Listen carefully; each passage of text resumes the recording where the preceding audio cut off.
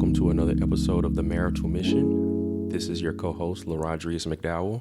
And this is your other co-host, Shamika McDowell. And we are The Marital Mission. Today's episode is a very popular one within the marriage circles, single circles. I was about to say, this is everybody's favorite subject. Cats, dogs, frogs, and bats alike.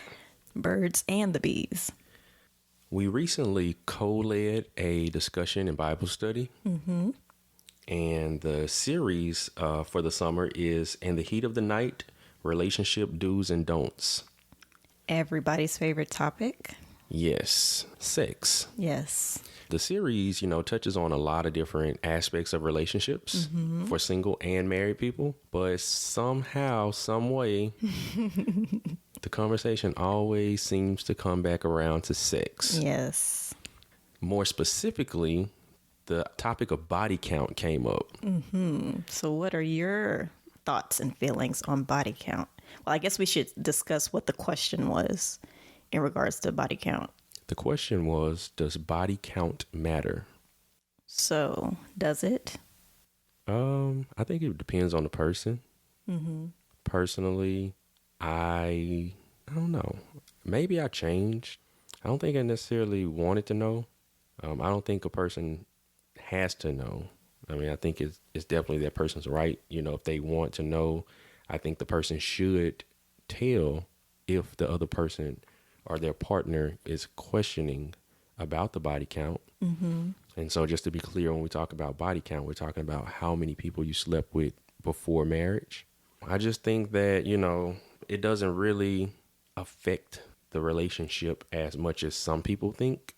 But that's just me. I think it does. For me, I would want to know somebody's body count. At the very least, it should spark a conversation between those two people. Say this person slept with like 50 people. I would want to know that, not just for, STD reasons or, anything like that, but the mindset behind it. I mean, granted, you could sleep with two people and still be in a messed up mind frame, but 50 people, I might want to know, what you were going through at that time, why you felt the need to sleep with that many people. It may inform, some issues that could be triggered in the marriage. Yeah, I mean, that's definitely a possibility, but I feel that maybe that person they were more secure in approaching the opposite sex or asking for what they wanted. Mm-hmm. And where, you could have had a person whose body count was a lot lower, they could have possibly been the mind frame or the mindset that you're speaking of could still be present.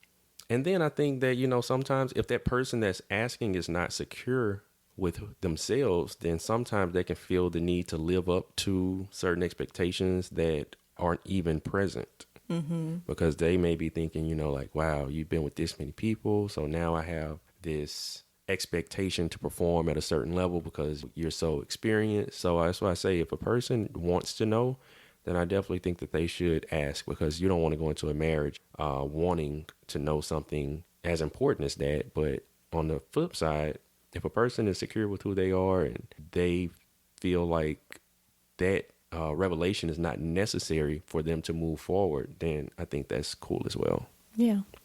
So I personally would want to know, but that's me. That's one of those conversations that you should think about before you get married, though.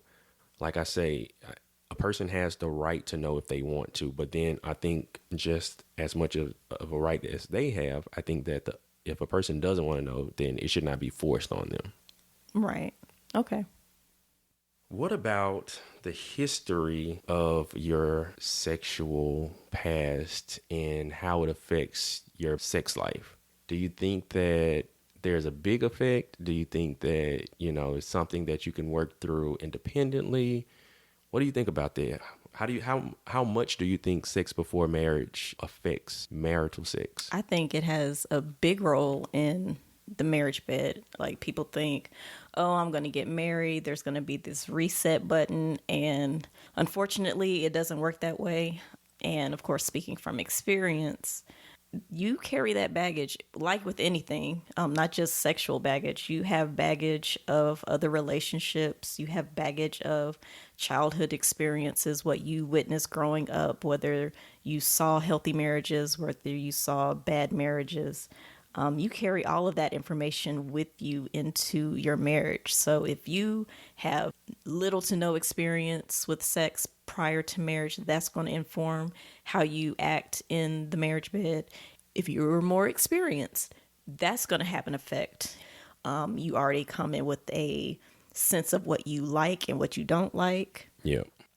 Not only do you have to learn what this other person desires and what they don't desire, now you have to overcome maybe anything that they've had in their past. Whether you're molested, if you were raped, if you were promiscuous, all of that's going to affect how you behave in the marriage bed.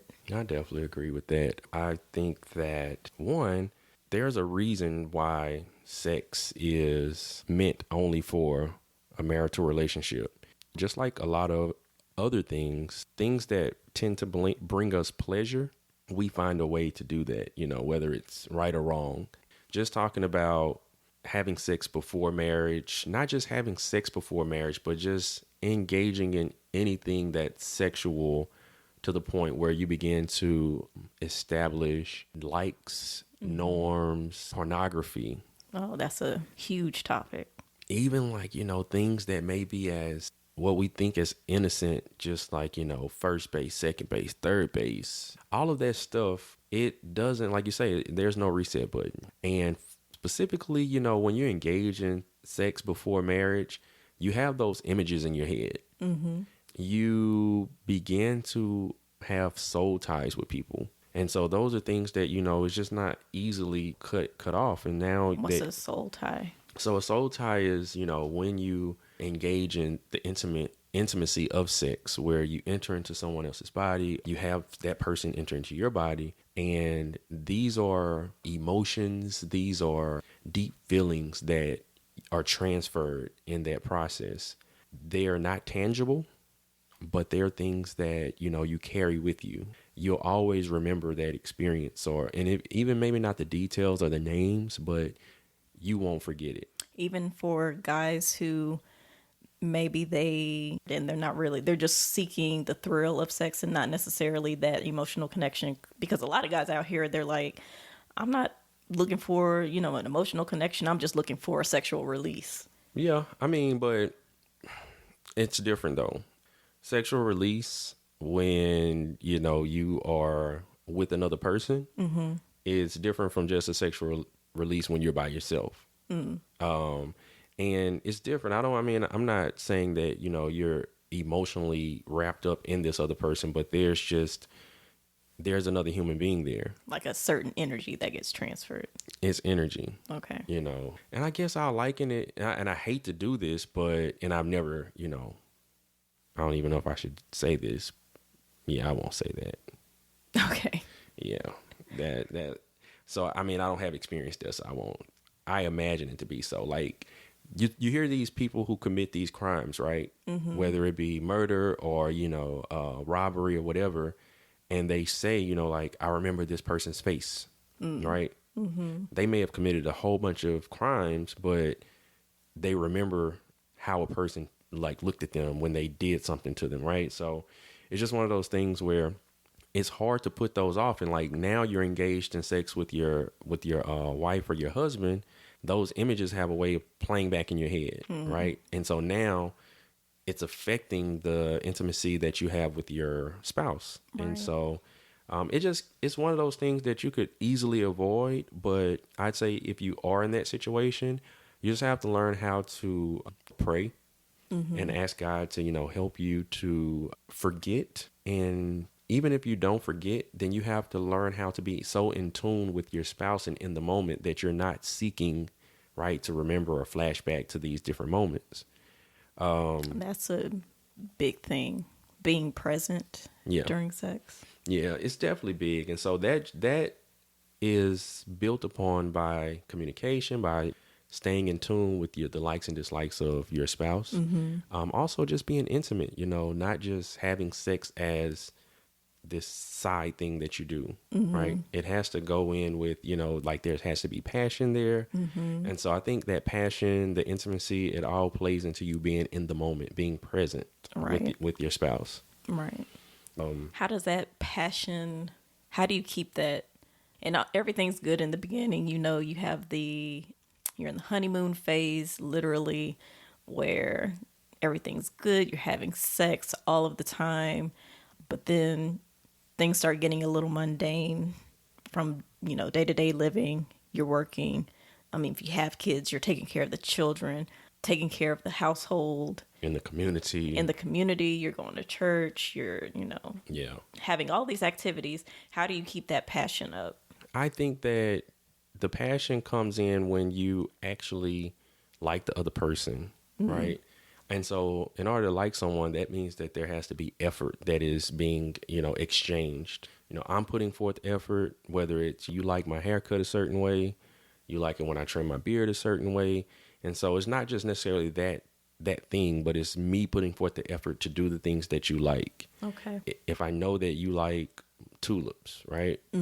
Me bringing tulips home, or, me vacuuming the floor. Ooh, or that's sexy. washing the dishes, folding clothes. I love it when you talk dirty to me. So like if I know that these are the things that trigger you or that get you in the mood or that make you desire me, these are the things that I need to do, right?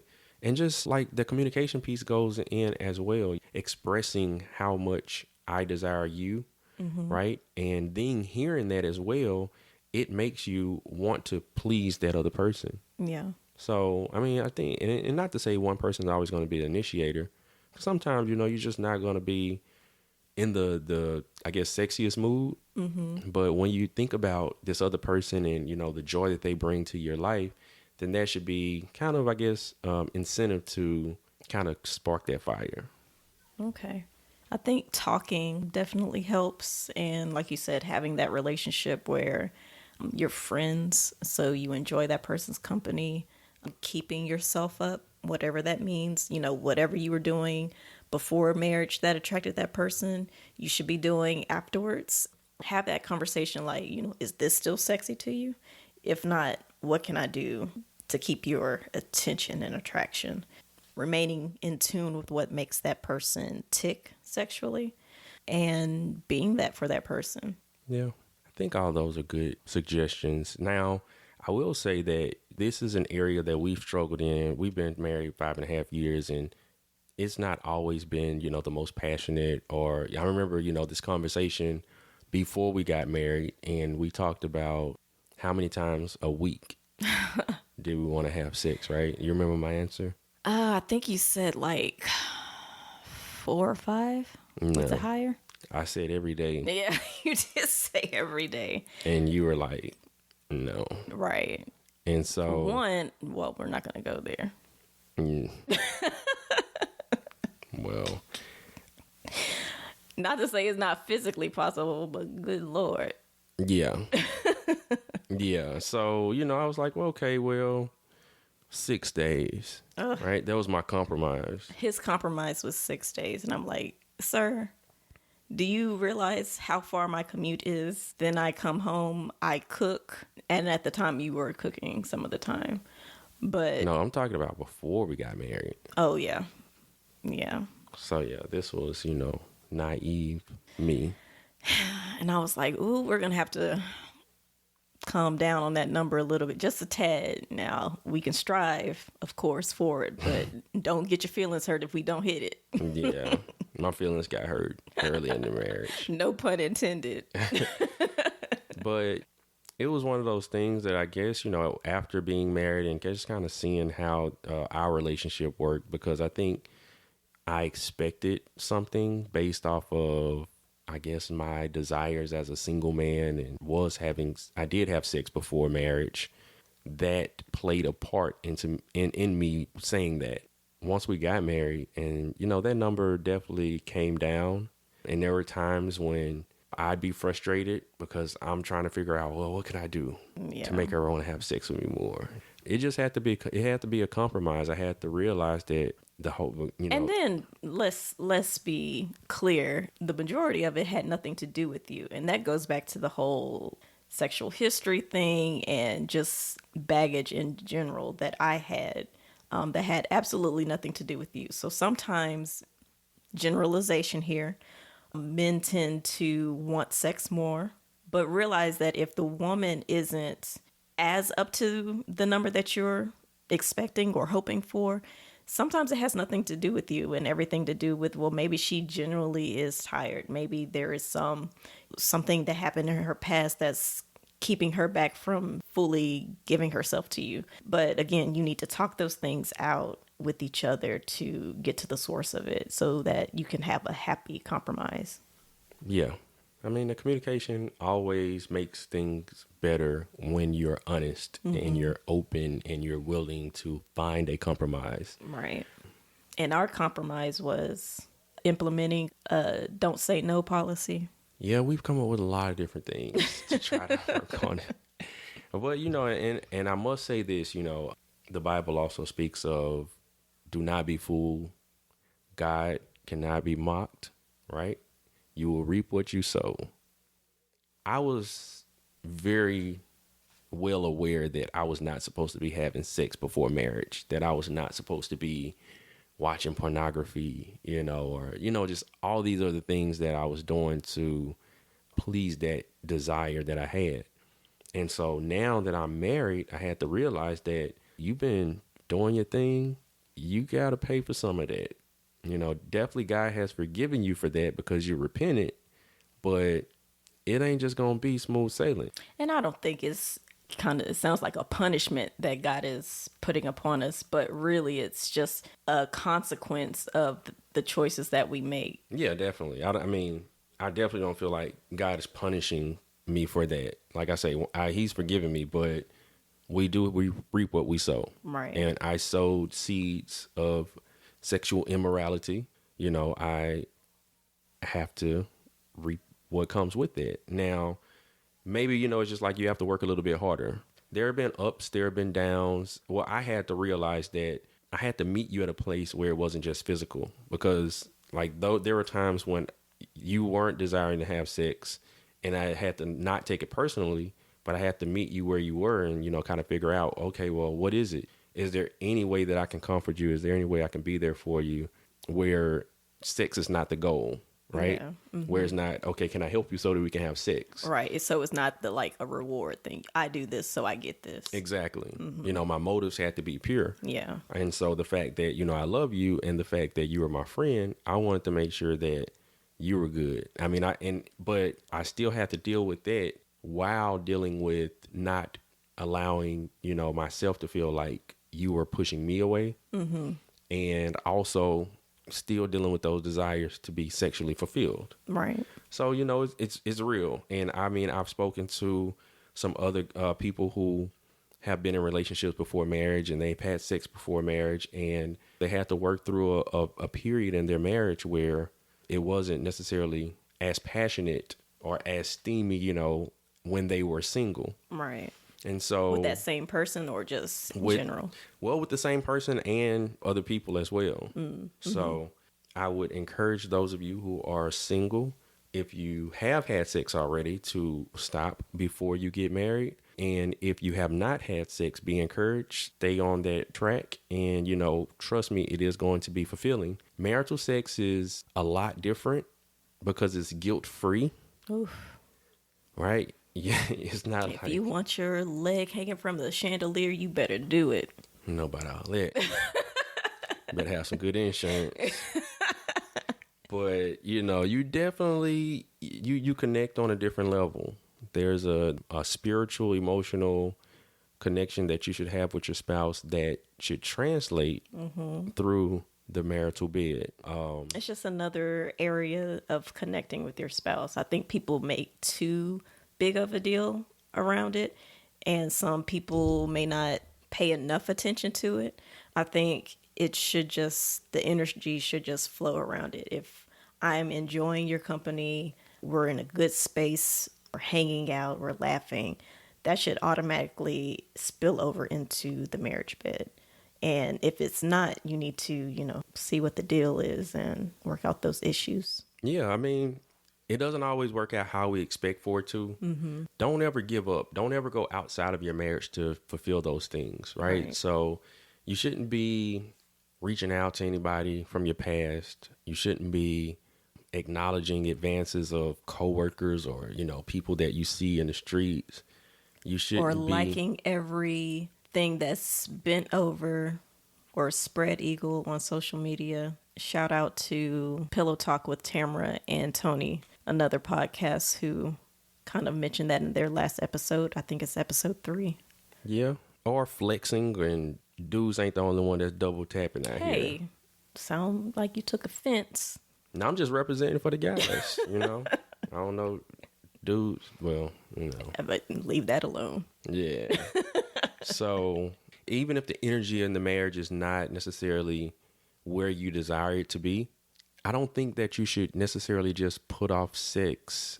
You shouldn't put off sex. Yeah, you shouldn't. But I'm just saying the motive shouldn't be, we're not going to have sex because we're not really feeling each other right now. Yeah, that's what I'm saying. You should still be fulfilling. You should, right? Mm-hmm. It sounds good. But the motive, I guess, should be, well, let's get ourselves together. Let's get back on track, so that sex is not one of the things that's suffering. Yeah. You know what I'm saying? Forced, yeah. Yeah, or forced, because you definitely, you could do damage. Right. It should be enjoyable. Sex should be fun. Exactly. We're not really in tune right now. Let's try to get back on track, or let's have a conversation. Hey, we're kind of upset right now. We're not going to have sex right now, but let's give ourselves a date. So that goes to the scripture about, not denying yourselves to each other, or if you need to, do it for a certain period of time, but don't give the devil a foothold into your marriage. Yeah, because that boy ain't playing. Yeah. He gonna try to get you. Yeah. When you're weak. So you definitely don't want to allow the enemy to come in. And when we talk about the enemy, we ain't talking about, some abstract. We talking about if you like thick and curvaceous, or if you like tall, dark, and handsome, or if you like short, round, or whatever you like. You know what I'm saying? Blonde hair, dark eyes, blue eyes. It's going to come. Yeah. And it might come on the internet. It might come through your job. It might come through, anything. It might come at church. But what? You just want to make sure that you're not seeking to be pleased elsewhere. Right.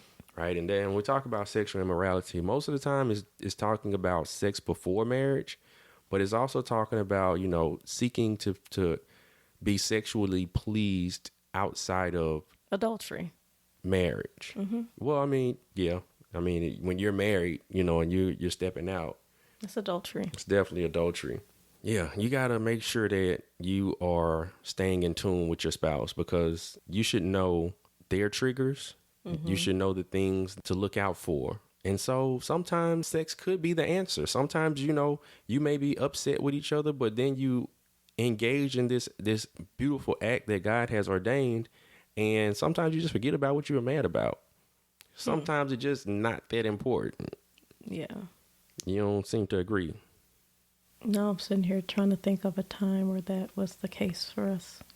Well, it's the case for me. I don't know about you. Yeah.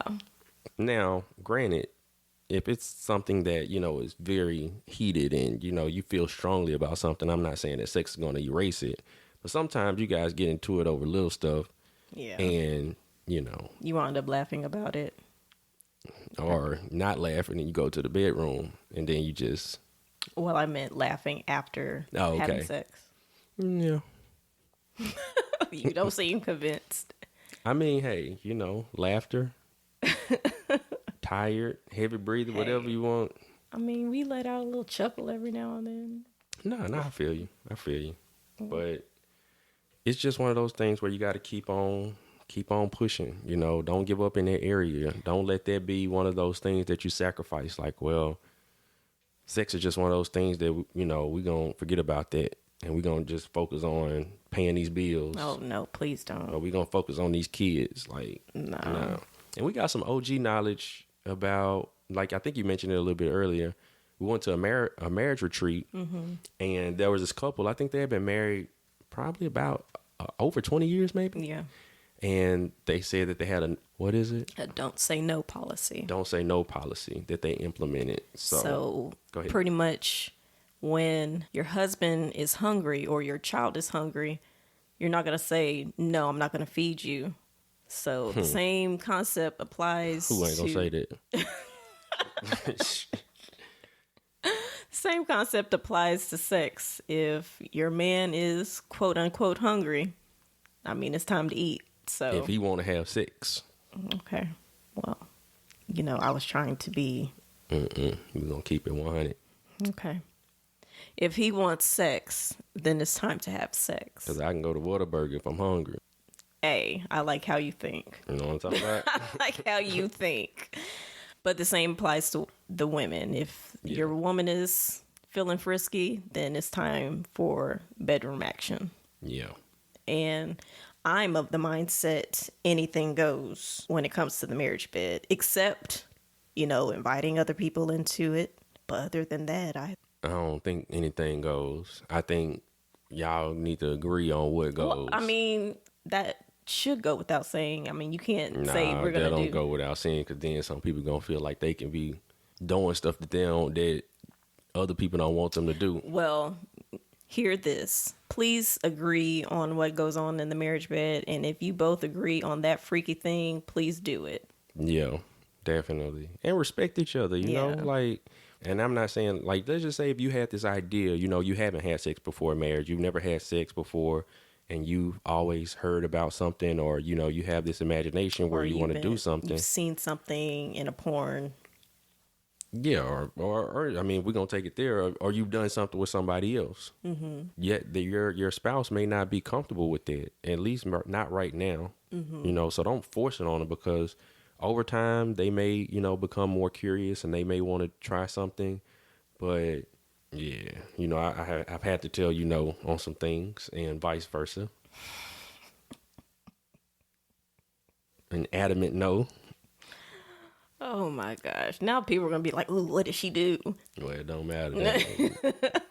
Just know that we're going to edit this part out. Everything ain't going over here. I think we're going to edit that out. Nah, we ain't editing it. We keeping that. But it's not all about having fun, but fun should definitely be part of that process. And another thing is having kids, right? That's kind of a result of having sex. And so a lot of times we'll have kids before marriage, and then that kind of plays into I guess what we're talking about before, how sexual history affects, because you don't necessarily get to have that honeymoon phase, because now you have this child there where maybe if you did not have a child before marriage, then you can enjoy that time just between, I get what you're saying. Husband and wife, without having that responsibility of a kid. Or having to be quiet. Yeah. Or, okay, gotcha. Kitchen, living room, you ain't got to worry about the kid, just running up on you, opening Hopefully the door. You have a good circle of support around you that they could take the kids, at least during, a little bit of the honeymoon phase. Yeah, but I'm just putting it out there. Hopefully that's what you have. But if not, I'm talking about Janet Jackson, though. Janet Jackson? Anytime, any place. Okay. So, I mean, it's just one of those benefits, you know what I'm saying? And so, but then on the other hand, when you are trying to have a kid, right? And it's either the process of planning, where it takes that spontaneity out. So now you have to consider, like, do we do it today? Do we wait? And then planning around when she's ovulating, exactly, and all that stuff, and it kind of takes the sexiness out of it. Yep. Don't let it do that. Yeah, definitely don't let it do that. And then just kind of the disappointment of not happening. So that can play a part into, I guess, the sex and marriage. So let's just say a couple's trying to get pregnant, it's not happening. So sometimes it's like, okay, well, what's the point? And now you're more considering like how the feelings that you're hurt as opposed to the love that we share. So it's just another dynamic of the of marital sex. Right. again, communicating is going to be key, right? Yeah. And so when we talk about communicating, what does that look like? How do we communicate? I don't know. How do we communicate? I think we communicate. She say she don't know. I mean, we talk about it. What does it look like? Us opening our mouth and saying, "Hey, Okay, so obviously we're not doing a very good job of communicating right now. So typically we ask each other, right? How are you? Are you good? And so that kind of leads into, well, yeah. oh, you're talking about in general. I thought you were talking about specifically how do we get to the subject of sex. We just initiate it. Sex? Yeah. Talk about communication. That's what I'm saying. I was thinking sex only. Like, Well, we talk about sex too. okay, So continue. I was saying that, how if a couple is desiring to talk about sex, how to solve problems or how to enhance what's going good, right? Then it could be awkward sometimes for people to talk about sex. So, Oh, like if you want something a little bit better or yeah, if you have an expressing idea, your desire. yeah. So it's like, okay, one thing we'll do is, how are you? Are you good? And it's either, yeah, I'm good. And if we're not good, then it's, oh, well, this. And then you kind of lead into it. Or, you can develop your own keywords or buzzwords, like when you want to talk about sex that you guys can say. That way, it's not just like a regular conversation, but it's more sex related. Mm-hmm. And I suggest pineapples. I still don't get that. Yeah. The whole pineapple thing? Yeah, I never got that. I'll tell you off air. All right. So Grapefruit. be willing to open up about these things when you're not frustrated or when you're not horny or when you want to have those conversations at other times, right? Yeah. Because then you're not really going to be effectively communicating. Right. You'll be talking out of frustration or anger as opposed to out of love. Yeah.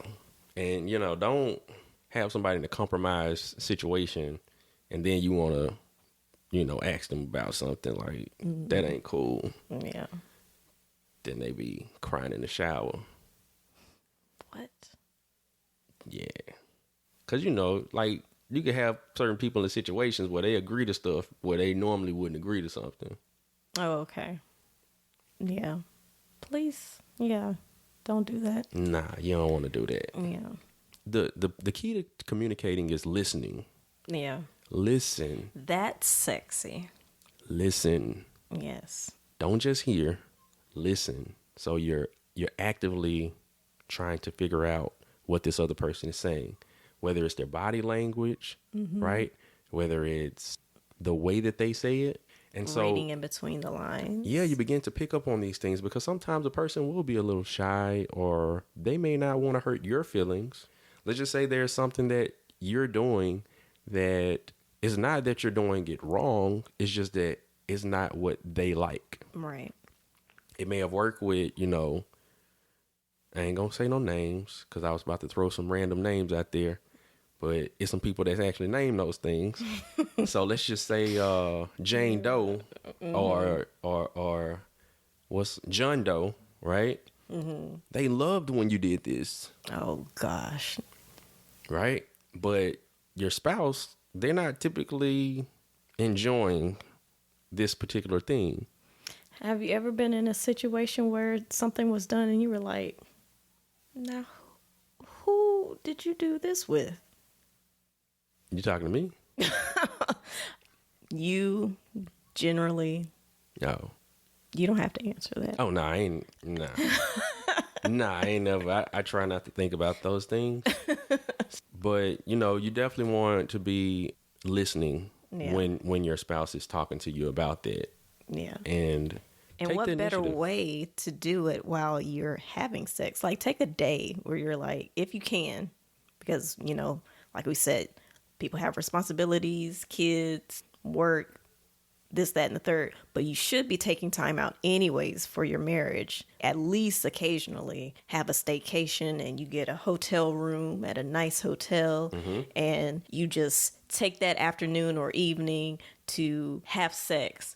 Just take the time to figure each other out that way, because who wants to just sit and talk about sex when you can actually be doing it and having fun? I mean, I feel you on that. So getting out of town sometimes is very good. It opens up a different experience, right? Just kind of a change of scenery is good. Yeah, spice it up. Shave your mustache off or not, right? But just spice it up, change things up, try to have some variety. Sometimes it's gonna work, sometimes it may not work, and sometimes you'll figure out that there's some things that you like that you didn't know that you liked. Now, I'm gonna break this thing down from a man's perspective, Okay. and I'm not Should saying I be concerned? nah, you shouldn't. Okay. You're safe, right? In the hands like Allstate. Ain't this Allstate? No, No. no free press though. Whatever. Ain't nobody. Well, yeah. So, I'm not speaking for all men, but I am a man, and I'm going to tell you how I view sex. Okay. So, sex for me is something that I could be mad, sad, tired, hot, cold, worried, stressed, excited, chilling, wet, dry. All the adjectives. Yeah, I still want it. Disappointed, hungry, right? Sleepy. Sleepy. None of that is going to. Diminish your appetite. Nice. I appreciate that. When I want it, that's it. You know what I'm saying? I want it. It's difficult at times to be understanding that that's not always how you operate. Yeah. Grace has to come in again, and I have to make sure that I am giving you the space and opportunity to operate how you operate without me getting upset with you or taking it personally, and still be willing to communicate with you and trying to figure out how I can meet your needs or be there for you. Yeah. It's not, oh, I ain't gonna have sex with you because X, Y, Z. Like, I want it. And it's just one of those things that I feel like, it helps me to want to be a better, more proactive husband. Wanting sex or having sex? Having sex. So you're saying that sex is how you show love or how you receive love? Definitely how I receive it. Because, my love language is physical touch. And there's no greater physical touch than sexual intimacy. If you want to learn more about the 5 love languages by Gary Chapman, seek out that book or audiobook. It Website. The website too. Just do a Google search, and that really helps to identify how you receive love. Yeah.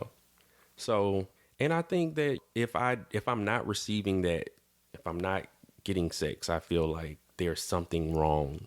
I've done something wrong. And it took me a while to really get that, because I was like, I'm not understanding how you're taking this personally, and how, like, I'm doing all of this, and because I may not be feeling it at this particular time, you're taking that as one, rejection, and 2, that I'm not, like, everything else that I've done for you means nothing because, I'm not wanting sex right now. Yeah. And I mean, it took me a while to understand where you were coming from, like how you don't get this. And then I guess that kind of plays into, like, when I was single, I tried to separate that whole emotions and sex. It was different. Interesting you say that. I'm going to bookmark that and come back to that. It was different, when you're the person that I love, you're the person that, I'm giving all of my energy to. You're the person that I am devoted to be here for and to satisfy and to meet your need, and vice versa. Because, hey, single, you don't really want to do it. That's cool. Other options, right? But now I can't just call anybody else. I can't, or I'm not supposed to do these things, right? So now you're kind of like the sole provider. Right. In this area, I had to learn how to just pray and believe that God will keep me and that his strength would be made perfect in my weakness. Oh, Like, goodness. I really did, because, it was one of those things where, and I'll admit, there was a time that I did struggle with pornography, but then it got to the point where it was not necessarily pornography. It was just sexual release. If I felt like I wasn't being satisfied, I would turn to pleasing myself. That was doing damage, because now I'm not as empathetic to why you're not wanting to do it, because I'm meeting this need for myself. Right. And so there's a disconnect, or the disconnect is growing larger, because in so many words, I'm saying, I don't need you. Yeah. I can do this myself. Which is dangerous. Very dangerous. And then the moment you start taking care of yourself, it's like, what's the point of marriage? Exactly. So it gets deep, and then you're operating outside the order of God.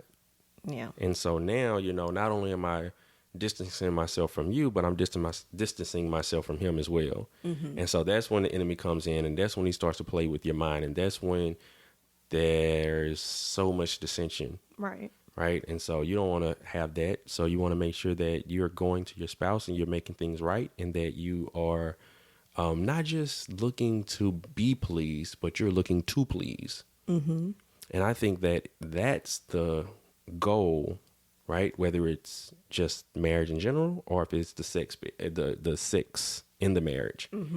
My goal is to make sure that I please you. Your goal is to make sure you please me. So sex isn't selfish. So Okay. that's my man's perspective. Okay. So from my perspective as a woman, and again, speaking for me, but I know a lot of women feel this way, I don't have to have sex all of the time. So when you came up with that number or that expectation of having sex every day, I was like, don't know about that, but I'm happy to compromise. But then I hear that, like, later in life, women be wanting to, like, you know what I'm saying? Well, tell me what number that is, because Hey, it's up there. I mean, I ain't gonna say up there, but I heard, because you don't know about, like, sexual peaks. They say, Yeah. Yeah, women hit it later in life, and men are generally what, like, 20s. well, late teens to 20s. Yeah. Yeah. Yeah. So Coming back to what you mentioned about in your single days keeping sex separate from emotion, it's funny you mentioned that, because that's how I have operated. I've always separated sex from emotion for the most part. I always kept it in proper perspective when I was single, because like I don't get the whole, because we slept together, now I'm expecting you to behave like my man. what's proper perspective? Because going into it, there was never a conversation of us being a couple, because we never had that conversation. I didn't expect you to have certain obligations to me. I didn't expect you to call during this time. Now, if we had the conversation, that's different. But if we didn't, hey, we both know what it is. It's sex only. So was that proper?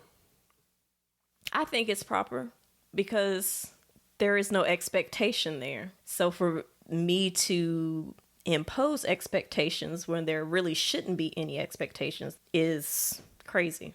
Going into marriage, trying to merge the emotions that are tied to sex took me a while.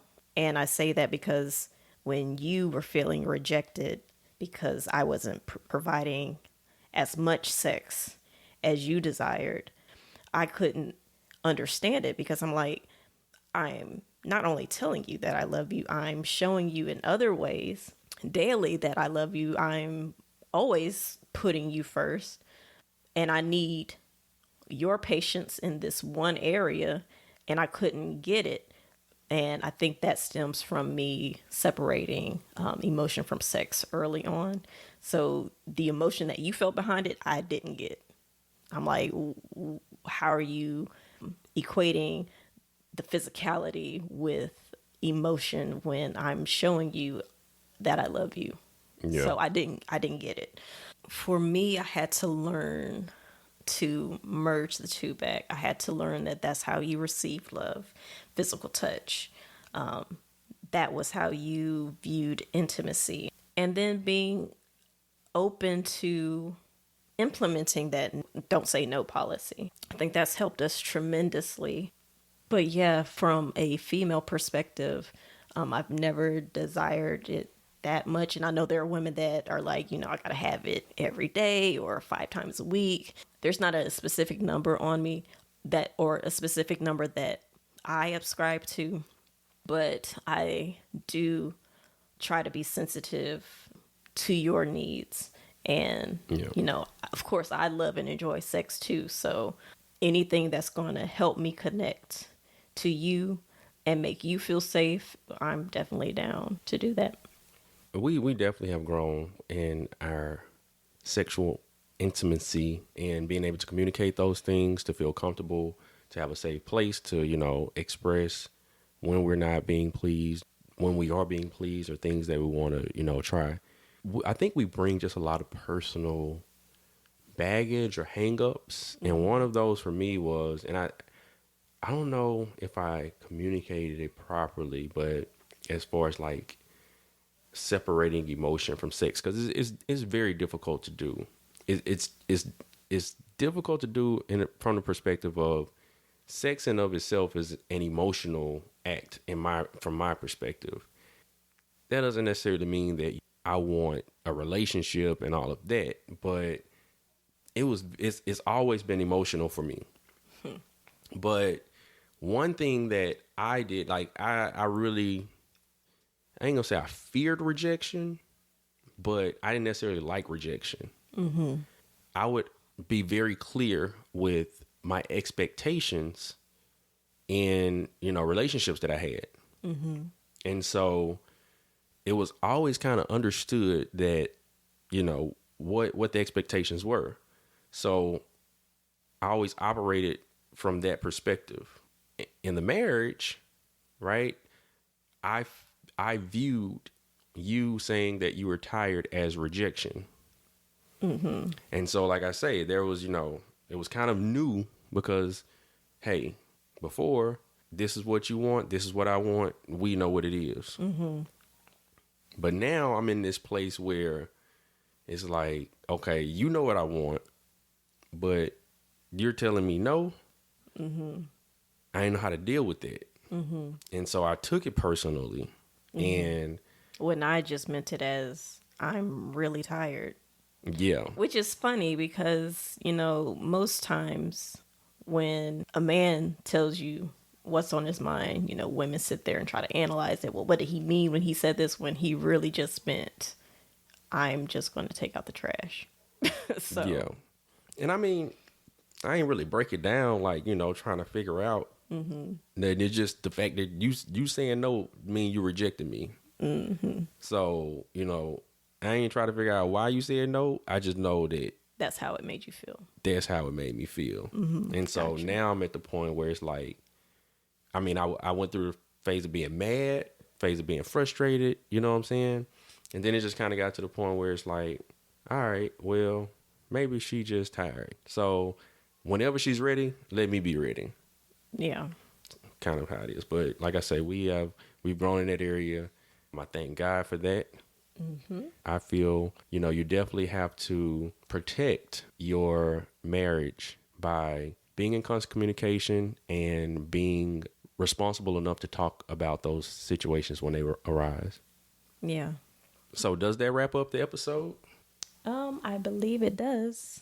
Well, we have some shout outs. Definitely want to shout out Alexandria Gilliard, my homie from way back. She has a website, The Garb Dynasty. That is TheGarb Dynasty, Dynasty. She's also on Instagram and Facebook. She's based out of Dallas. She's killing it right now on the fashion scene.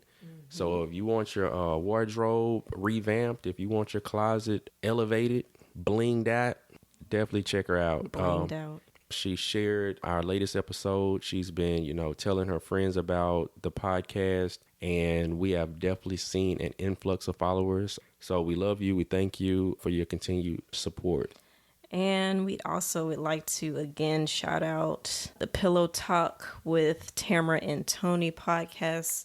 They have definitely supported us in this podcast journey. We kind of started at the same time. Yeah. So sending love your way. You guys check them out on iTunes and SoundCloud.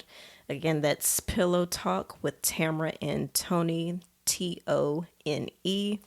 I think you'll really enjoy their podcast as well as dealing with marriage and relationships. Yeah. They have a great connection. Yeah. So we thank you for joining us. Again, follow us on Facebook, subscribe to us on iTunes, SoundCloud, any of your preferred podcast platforms. We definitely thank everybody who has tuned in thus far. All of our new Facebook followers, y'all are really killing it out there. So thank you. Thank you. Thank you. Thank you. All right. Thank you, Lord God, for once again allowing us to be here to speak love into marriages. We pray, Lord, that the sex bed is fulfilled in marriages, that any stronghold that is coming against healthy sex lives and marriages, Lord, that stronghold is broken, that you're allowing an open line of communication, Yes. that you're allowing love and respect and grace, Lord, in the lives of those that are struggling with their sex lives right now. We also, Lord, just pray for deeper level of intimacy, that we can be more in tune to fulfilling the needs of our spouses, and that you will get the glory through it all, Lord. We pray these and other blessings in your son, Jesus' name. Amen. Amen. Thanks, guys, for tuning in. We'll see you next week.